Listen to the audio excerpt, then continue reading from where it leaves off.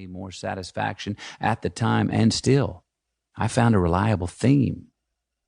So I packed up those journals and took a one-way ticket to solitary confinement in the desert, where I began writing what you hear now. An album, a record, a story of my life so far. Things I witnessed, dreamed, chased, gave, and received. Truth bombs that interrupted my space and time in ways I could not ignore. Contracts I have made with myself, many of which I live up to, most of which I still pursue. These are my sights and scenes, felt and figured out, cools and shamefuls, graces, truths, and beauties of brutality, initiations, invitations, calibrations, and graduations, getting away with, getting caught, and getting wet, trying to dance between the raindrops. Rites of passage. All between are on the other side of persistence and letting go, on the way to the science of satisfaction in this great experiment called life. Hopefully, it's medicine that tastes good. A couple of aspirin instead of the infirmary, a spaceship to Mars without needing your pilot's license, going to church without having to be born again, and laughing through the tears. It's a love letter to life. Now, speaking of bumper stickers, I have always loved bumper stickers, so much so that I've stuck bumper to sticker and made them one word, bumper sticker. They're lyrics, one-liners, quick hitters, unobtrusive personal preferences that people publicly express. They're cheap and they're fun. They don't have to be politically correct because, well, they're just bumper stickers.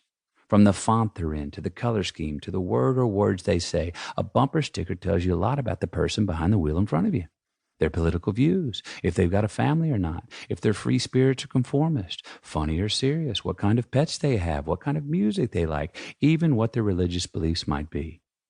Over the last 50 years, I've been collecting my bumper stickers. Some I've seen, some I've heard, some I stole, some I dreamed, some I said. Some are funny, some are serious, but they all stuck with me, because that's what bumper stickers do.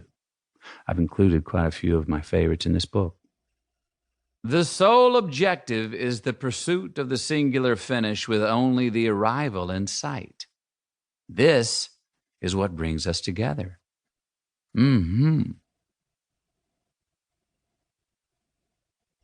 Sometimes you got to go back to go forward. And I don't mean going back to reminisce or chase ghosts. I mean go back to see where you came from, where you've been, how you got here. That's me from a Lincoln ad in 2014. You might remember that one. It got parodied quite a bit. Sold a lot of cars, too. So, how did I get here? Well, I've earned a few scars getting through this rodeo of humanity. I've been good at it. I've been not so good at it. And ultimately, I've found some pleasure in all of it, either way. Here are some facts about me to help set the table. I am the youngest brother of 3 and the son of parents who were twice divorced and thrice married to each other. We grew up saying, "I love you" to each other. We meant it. I got whipped until my butt bled for putting on a Cracker Jack tattoo when I was 10 years old.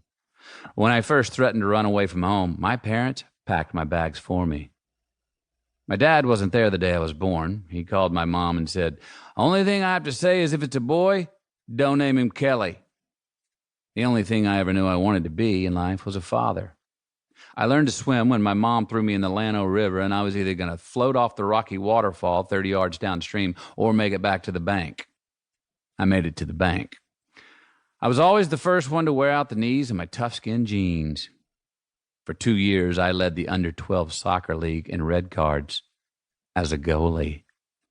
When I kept whining about my lone pair of tennis shoes being old and out of fashion, my mom told me, "Keep griping, and I'll take you to meet the boy with no feet."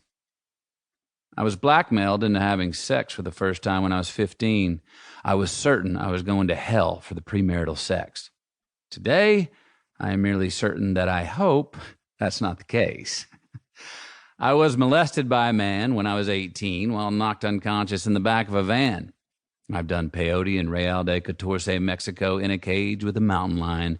I've had 78 stitches sewn into my forehead by a veterinarian. I've had 4 concussions from falling out of 4 trees, 3 of them on a full moon. I have bongoed naked until the cops arrested me. I have resisted arrest.